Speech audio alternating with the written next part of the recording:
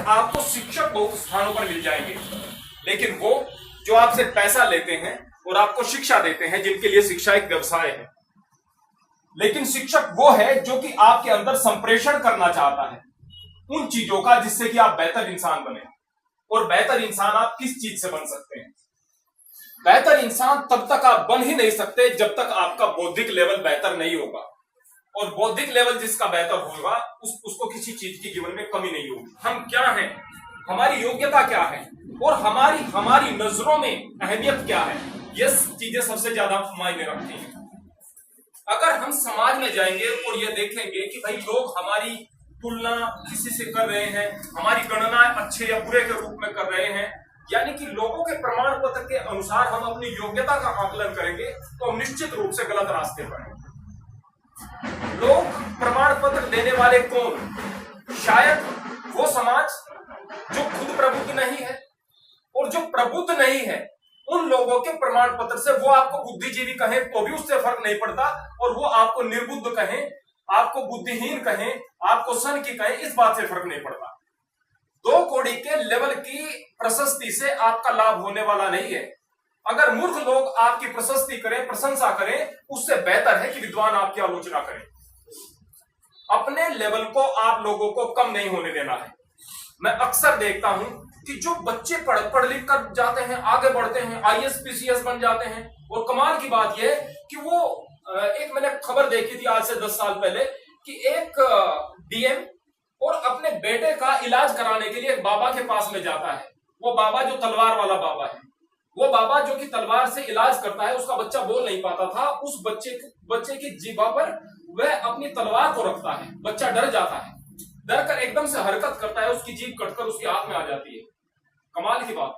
दिक्कत की बात यह नहीं कि वो आदमी गुमराह कर रहा था तांत्रिक बनकर या बाबा बनकर। दिक्कत की बात यह DM जैसे लोग उनके पास में जाते हैं। आपको जीवन के क्षेत्र में आगे बढ़ना है, आपको तरक्की करनी है, और तरक्की करके एक मुकाम को हासिल करना है, अपने आप को साबित करके दिखाना है। हो सकता है कि आपके पास में पैतृक संपत्ति बहुत ज्यादा हो सकता है कि आपके पास में संसाधन बहुत ज्यादा हो सकता है कि आपके पास में बहुत सारी ऐसी चीजें हो जिससे आपका जीवन बेहतर बन जाएगा। लेकिन जब तक आप अपनी औकात को खुद साबित करके नहीं दिखाओगे कि आप क्या हो या आप क्या कर सकते हो, आपका कोई मूल्य नहीं। उस चीज के लिए भी आप लोगों को कोशिश करना है। यही संतुलित जीवन है। जीवन से अगर संघर्ष समाप्त हो जाएगा तो जीवन बेकार हो जाएगा। जब आप एक डेस्टिनेशन पर पहुंच जाते हैं, उस डेस्टिनेशन पर पहुंचने के बाद आपको ऐसा ही लगेगा जैसा यहाँ पर मजा उसको अचीव करने में। आप अपने लक्ष्य को ऊंचा ऊंचा और ऊंचा बनाते चले जाओ, इस चीज में मजा है। वास्तव में पता है क्या संसार के साथ में दिक्कत है? संसार के साथ में बहुत बड़ी दिक्कत है। वो क्या? कि जो विकासशील देश हैं वो सोच रहे हैं कि साम्यवाद आएगा, हर आदमी अमीर हो जाएगा, लोगों के अधिकारों की रक्षा होगी, किसी के पास गरीबी नहीं होगी, उसके बाद में सुख हो जाएगा। उनके पास एक सपना है कि उसके बाद में सुख हो जाएगा। फिर हम देखते हैं विकसित देशों के बारे में सोचते हैं, कनाडा है, अमेरिका है, दूसरे बहुत सारे देश हैं। अमेरिकन को अगर हम पूछते हैं सारी चीजें अचीव कर ली, उसके बाद वो लोग विकसित क्यों उस देश में? अगर आप अफ्रीका की बात करें तो वहां पर 4% मनोविक्षिप्त मिलेंगे, और अमेरिका की बात करें तो वहां पर 22% से ज्यादा मनोविक्षिप्त लोग मिल जाएंगे। यह क्या कारण है? वो मनोविक्षिप्तता क्यों बढ़ रही है? वो अशांति क्यों बढ़ रही है? क्योंकि जो विकासशील देश हैं, जो विकसित नहीं है, जो पिछड़े हुए हैं, उनके पास सपना तो है कि विकसित हो जाएंगे तो सुखी हो जाएंगे, और जिन्होंने प्राप्त कर लिया और देखा कि इसमें भी आनंद नहीं, तो उनका वो सपना भी टूट जाता है। हकीकत की बात क्या है कि अगर आप केवल धन को, संपदा को, संपत्ति को, इसको अपना लक्ष्य बनाकर रखोगे तो कोई अचीवमेंट नहीं। कमा लिया है, सारी की सारी चीजें प्राप्त की हैं, लेकिन स्वास्थ्य को खराब कर लिया है, चेहरे पर पपाइयां पड़ी हुई हैं, और समाप्त हो गया है, जिंदगी में रस नहीं है, निरुत्साही जीवन जी रहे हैं। आपने कमाया है या खोया है? कमाई वह है जो संतुलन के साथ में बढ़े। कमाई वह है जहां पर आपके परिवार में आपका पुत्र है तो आपका बेस्ट फ्रेंड हो। कमाई वह है जहां पर आपके परिवार में आपके छोटे हैं तो आपके अनुयायी बने। कमाई वह है जब आप एक समाज का हिस्सा बने, ऐसे समाज का जहां पर किसी के दुख दर्द से आपको वास्ता हो। कमाई वह है जब एक तकलीफ में पड़ा आदमी आपको दिखाई दे और उसकी सहायता के लिए, उसके हक की लड़ाई के लिए आप लड़ने के लिए तत्पर हो, उसकी पीड़ा को महसूस करें। और कमाई वह है कि जब आप अपनी काबिलियत से एक मुकाम को हासिल करें, एक रेपुटेशन को प्राप्त करें, और अपने लेवल को ऐसा बनाएं कि आप अपनी नजरों में आप अपना आकलन करें। ऐसा नहीं कि समाज आपकी प्रशस्ति कर रहा है आपके कार्यों को देखकर। लोग कह रहे हैं हैं, देखो भाई कितना बड़ा आदमी है, आपकी आत्मा धिक्कार रही है कि देखो ये मुझे चरित्रवान कह रहे हैं, लेकिन मैंने फला फला उस जगह पर गलत काम किया था, कोई फायदा नहीं। लोग आपको बुरा भी कहें, लेकिन इस बात का पता होना चाहिए कि मैंने जिंदगी में कोई बुरा काम किया नहीं है, मैं जिंदगी में बुरा काम करूंगा नहीं। मेरा जीवन का लक्ष्य यही नहीं कि मैं संसार में आया और संसार से चला गया। मेरे जीवन का लक्ष्य यह है कि जब मैं परमपिता परमात्मा के सानिध्य में जाऊं तो मैं नजरें झुका करके बात न करूं। आपने मेरा जीवन दिया था, मैंने इस जीवन का यह सदुपयोग किया, तो यह हमारा लक्ष्य होना चाहिए। आप लोगों से क्या, मुझे हर उस युवा से प्रेम होता है जिसके अंदर ऊर्जा होती है। मुझे हर वो आदमी बिल्कुल गंदा लगता है जिसके अंदर ऊर्जा नहीं, चाहे वो जवान है चाहे बूढ़ा है। जब तक आपके अंदर ऊर्जा है, जब तक आपके अंदर रोज है, जब तक आपके अंदर साहस है, जब तक आपके अंदर क्रिया क्षमता है, आप जवान हो, आप युवा हो। और जब ये सारी की सारी चीजें खो बैठते हो तो जिंदगी में बहुत कुछ खो दिया आपने, ऐसा समझ लीजिएगा। युवा को कभी भी अपनी शक्ति का पता नहीं होता, लेकिन जैसे ही व्यक्ति 50 साल का होता है वो सोचता है कि काश मुझे वो शरीर मिल जाए जब मैं 20 साल का था, 25 साल का था, तो मैं पता नहीं क्या कर दूंगा। उस समय सोचता है, उस समय पता चलता है कि मैं उस समय क्या था। आज आपको अपनी ताकत का पता नहीं है, आप अपने आप को एक्स्ट्रा ऑर्डिनरी समझो। आप जिंदगी के जिस पड़ाव पर हो, आप अपने आप को पूर्णतः असामान्य समझो, और यह समझो कि जहां पर हम खड़े होंगे वहां पर हम एक खड़े हैं ऐसा नहीं समझेंगे, वहां पर हम एक के स्थान पर 10-10 खड़े हैं ऐसा हम समझेंगे। आप सही काम करने वाले हो, और सही काम करने वाले की आवाज बुलंद होती है, उसके शरीर में, उसके मस्तिष्क में, उसके जीवन में ऊर्जा होती है। और ऊर्जावान आदमी डब्बे नहीं बनते, वो इंजन बनते हैं। हमें किसी की जरूरत नहीं है, हमें दूसरों की जरूरत में खड़ा होना है। हमने अपने आप को सक्षम करना है और दूसरों को तैयार करना है। और आध्यात्म वो, धर्म वो जो विज्ञान के साथ चले, जो विज्ञान का विरोधी बनकर के खड़ा ना हो। आप हिंदू हो फर्क नहीं पड़ता, आप मुसलमान हो फर्क नहीं पड़ता, सिख हो फर्क नहीं पड़ता। जितने हिंदू होकर आप गलत हो, उतने ही मुसलमान होकर गलत हो, उतने सिख होकर गलत हो। अगर आप तर्क संगत बातों को नहीं मानते या फिर डरने की बातों को मानते हो, जो पुरानी किताबों में लिखी हुई है, उन्हीं चीजों को मान लेते हो। पुरानी किताबें महत्वपूर्ण रही होंगी अपने जमाने के लिए। आज के तारीख में हर चीज को अपडेट की जरूरत है। जब हम छोटे थे उस समय हम छोटे कपड़े पहनते थे, वो कपड़े भी हमारे लिए महत्वपूर्ण थे उस समय, लेकिन आज हम उनको पहनने की कोशिश करें, न तो हम गर्मी से रक्षा करेंगे, न सर्दी से, नहीं हमारे तन को ढांक सकेंगे। उनके महत्व से हम इनकार नहीं कर रहे, लेकिन वो वर्तमान में पहने नहीं जा सकते हैं।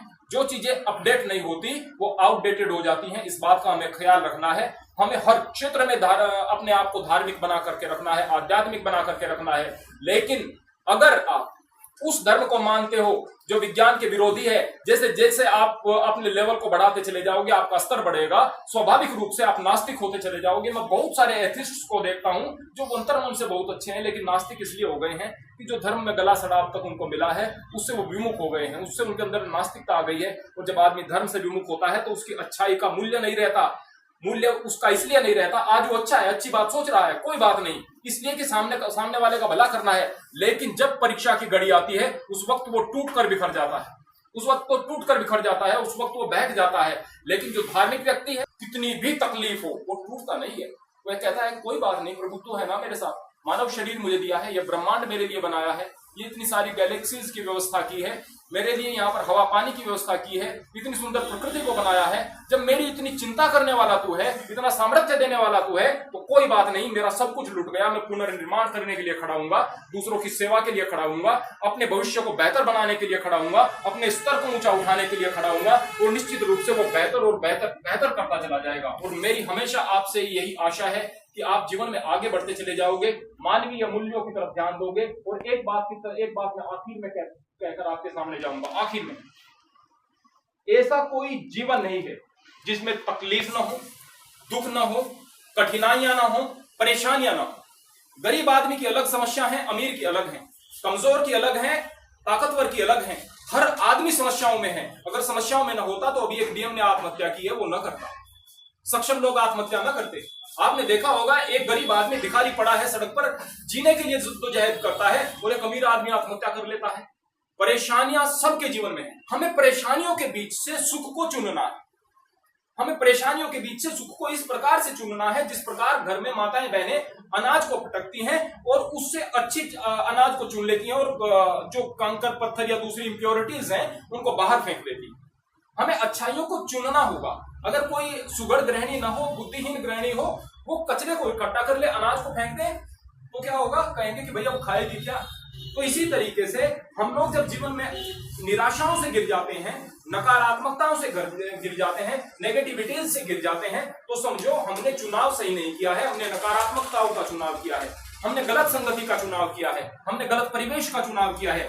लेकिन अगर आपका चुनाव सही है, आपको चुनना सही आता है, तो इंप्योरिटीज को आप बाहर फेंक देते हो, नकारात्मकताओं को बाहर फेंक देते हो, आप अच्छे पक्ष को देखते हो, आप सकारात्मकताओं को देखते हो और उनको अपने अंदर अंगीकार करके निश्चित रूप से अपने बेहतरी के लिए आप खड़े हो जाते हो। एक सूत्र ध्यान में रखना, अक्सर देखते हैं कि इस चीज में सुख है, इस चीज में सुख है, कमाल की बात वो चीज अचीव हो जाती है। आज मुझे बड़ी बाइक चाहिए थी, मेरा जीवन ऐसा लग रहा था कि आज ये मुझे मिल जाएगी तो सुखी हो जाऊंगा, आज वो मिल गई तो लक्ष्य कुछ और है, उसमें अब मुझे रस नहीं दिखाई देता। आज एक मोबाइल के लिए परेशान थे तो कल वो मिल जाता है, अब मेरा नजर कहीं और है, थोड़े दिन में इससे मन भर गया। हकीकत में कहीं सुख नहीं होगा, कहीं सुख नहीं होगा। अपने नव निर्माण में, इस संघर्ष में जो आनंद है वो कहीं नहीं मिलेगा। एक बात ध्यान में रखना कि जीवन में दो मार्ग जिनका आपको चुनाव करना है, वो क्या? सुख का मार्ग, दुख का मार्ग।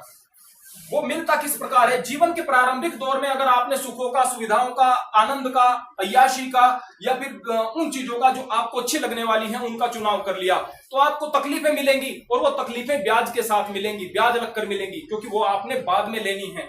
मिलनी तो दोनों थी, वो बाद में ली तो ब्याज लगकर मिलेंगी, वो कहीं ज्यादा मिलेंगी क्योंकि उनका ब्याज बहुत ज्यादा होता है। इसके अतिरिक्त अगर आप लोगों ने पहले तकलीफों का चुनाव कर लिया, संघर्ष का चुनाव कर लिया, कठिनाइयों का चुनाव कर लिया, सुख मिलेंगे और वो ब्याज लगकर मिलेंगे, क्योंकि प्रकृति का नियम है, वो यहां पर भी अप्लाई होता है। आपको परिवेश बेहतर बनाना है, किसी से नफरत नहीं करनी है, किसी से नफरत नहीं करनी है।